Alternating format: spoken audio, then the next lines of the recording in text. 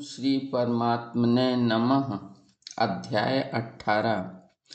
जिस प्राणी में मोक्ष का भी संन्यास अर्थात त्याग हो जाता है, ऐसी भगवत भक्ति का वर्णन मुख्य होने के कारण इस अध्याय का नाम मोक्ष संन्यास योग रखा गया है। इस अध्याय में 78 श्लोक हैं।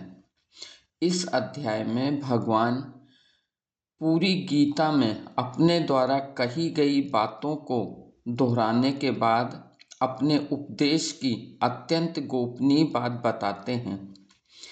सर्वधर्मान् परित्यज्य मामेकं शरणं व्रज अहं त्वा सर्व पापेभ्यो मोक्षयिष्यामि मा शुचः। बहुत ही सुंदर ये 66वां श्लोक है। इसमें भगवान कहते हैं कि संपूर्ण धर्मों का आश्रय धर्म के निर्णय का विचार छोड़कर, अर्थात क्या करना है और क्या नहीं करना है, इसको छोड़कर केवल एक मेरी शरण में आ जाओ, मैं तुझे संपूर्ण पापों से मुक्त कर दूंगा।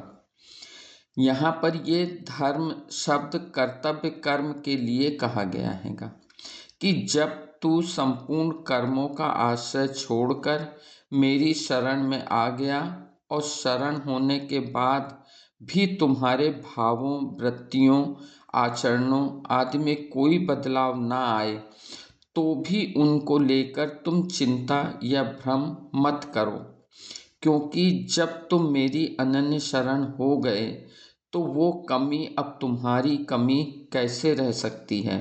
वो कमी अब मेरी कमी है। उस कमी को दूर करना, उसका सुधार करना मेरा काम है।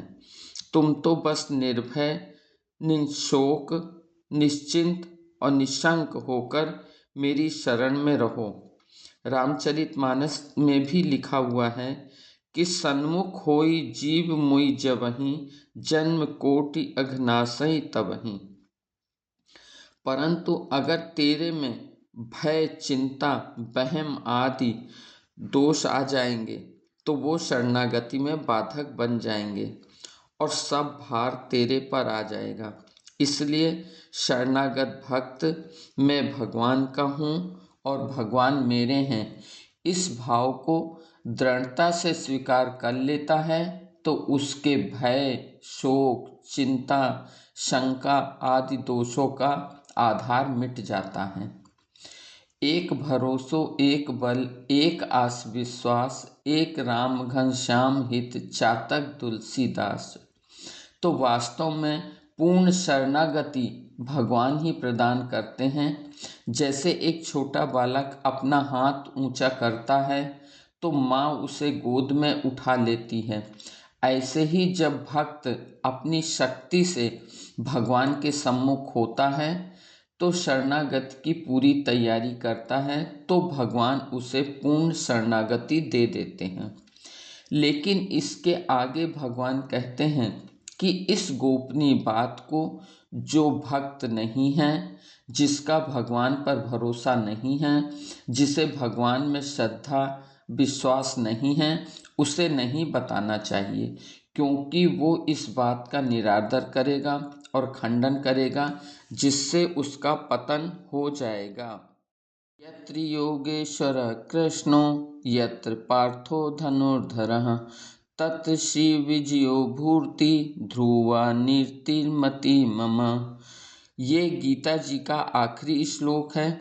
इसमें संजय कहते हैं कि हे राजन, जहाँ अर्जुन का संरक्षण करने वाले, उनको सम्मति देने वाले, संपूर्ण योगों के महान ईश्वर, महान बलशाली, महान ऐश्वर्यवान, महान विद्यावान, महान चतुर भगवान श्री कृष्ण हैं, और जहाँ भगवान की आज्ञा का पालन करने वाले भगवान के प्रिय सखा तथा भक्त धनुर्धरधारी अर्जुन हैं, उसी पक्ष में श्री विजय, विभूति और अचल नीति ये सभी हैं, तो पांडु पुत्रों की विजय निश्चित ही है, इसमें कोई संदेह नहीं है, और मेरी भी सम्मति इसी ओर ही है।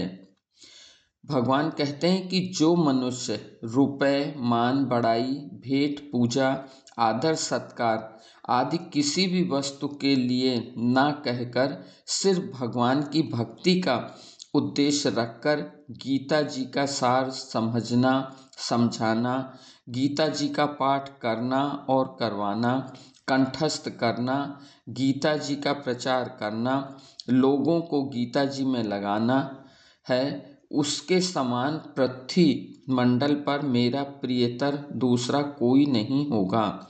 यदि ये काम नहीं हो पाए तो भगवान कहते हैं कि हमारे और अर्जुन के संवाद यानी गीता का पाठ करेगा। यदि ये भी नहीं कर पाए तो श्रद्धा भक्ति से सुनने मात्र से, और ये भी ना हो तो अपने पास रखने मात्र से भी शरीर छूटने पर शुभ लोगों को प्राप्त होगा। गीता वेदों और उपनिषदों का सार है, भगवान का हृदय व हृदय के भाव हैं।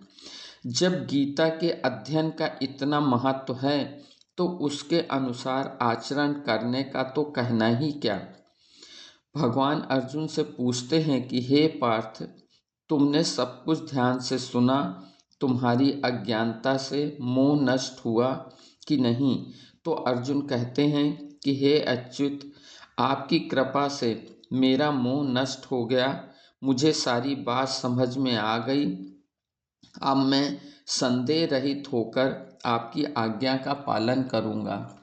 अध्याय के अंत में संजय धृतराष्ट्र से कहते हैं कि महाराज कृष्ण और अर्जुन का ये संवाद बहुत ही अलौकिक व विलक्षण है।